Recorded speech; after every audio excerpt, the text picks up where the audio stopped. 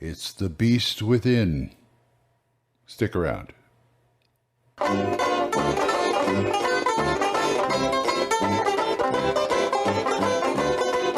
Hiya folks, Old Man Grognard here. Got another module for you for astonishing swordsmen and sorcerers of Hyperborea. This one's called The Beasts of Kraggoth Manor.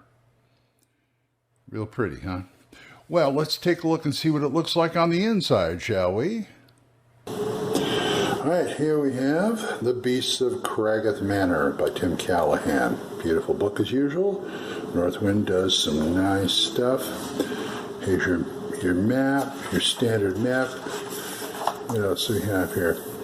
We have artists Jonathan Bingham and Daisy Bingham. Back cover Del Tigler and Daisy Bingham.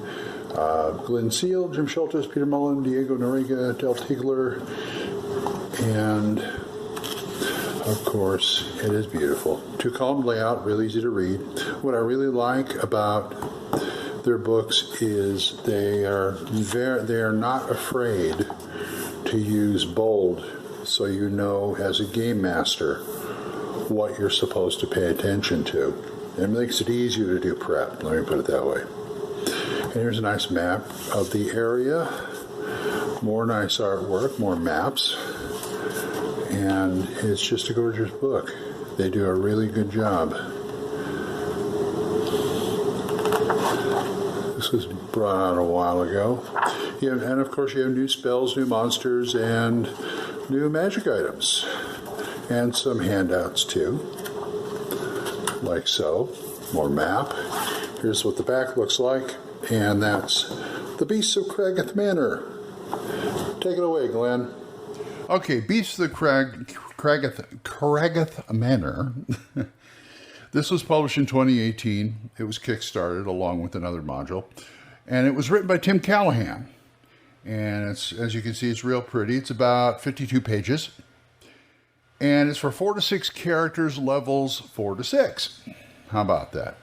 Now, it's one of those where you, like, they may find themselves in the area, or they've got some plot hooks at the beginning where you can get them into this area around Kraggoth Manor. There's still some things to do around the manor, but like for instance, you have a troll cave, a cave system with some giant wolf spiders and band dogs, which are kind of beastmen type. They look like bull mastiff men type of thing.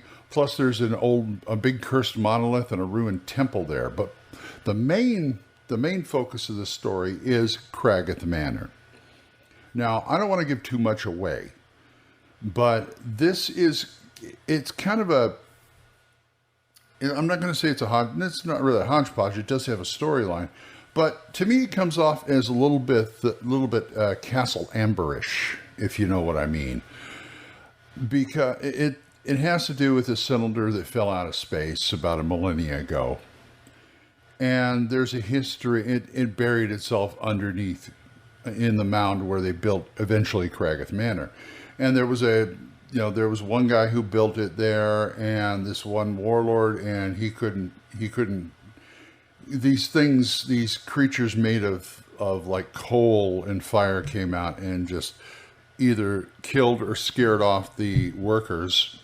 So there's that. And it never got built. Then this other family, this Kraggoth family, came along and built it. And this influence of this cylinder down below, this alien cylinder, just kind of bent the family. And they ended up dying off.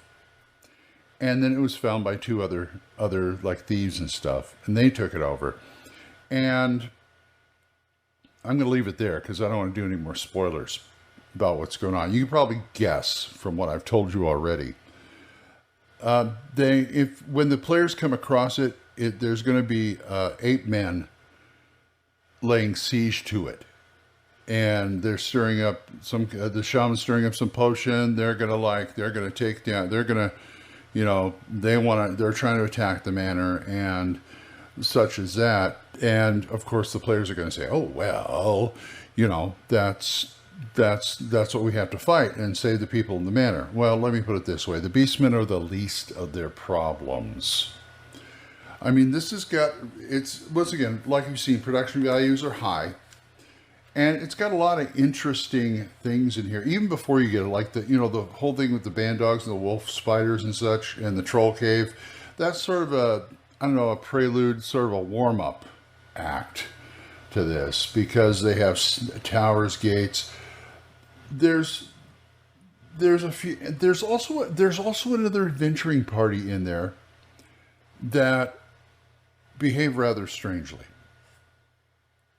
I mean, they seem friendly and stuff, but they're seem to be intent on capturing the PCs for some reason or another, and I'm not going to tell you what it is.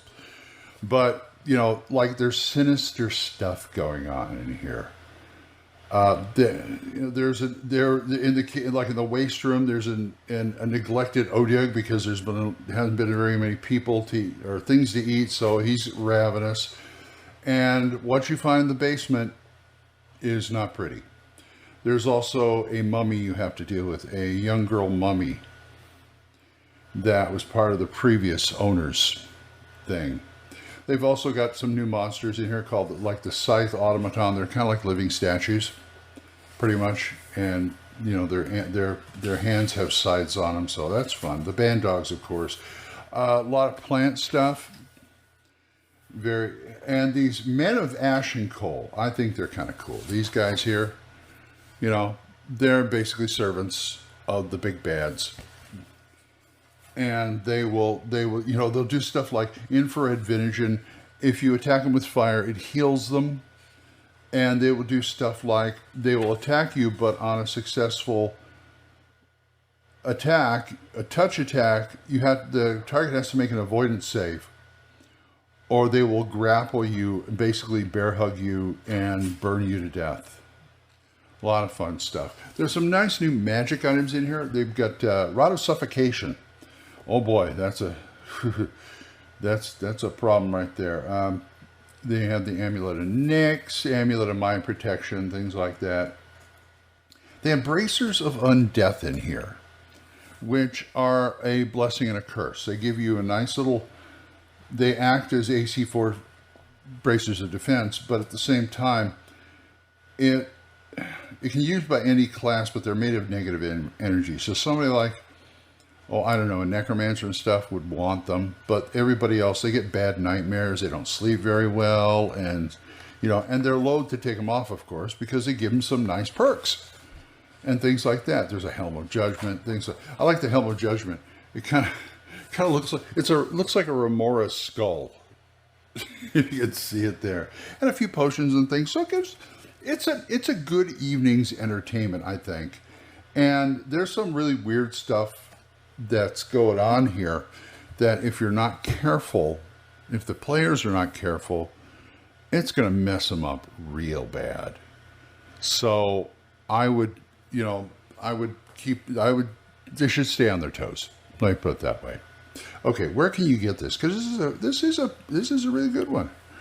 Okay, on the Hyperborea.net website. Oh, and I'll have all this stuff down there, of course. Hyperborea.net website. The print version is $22.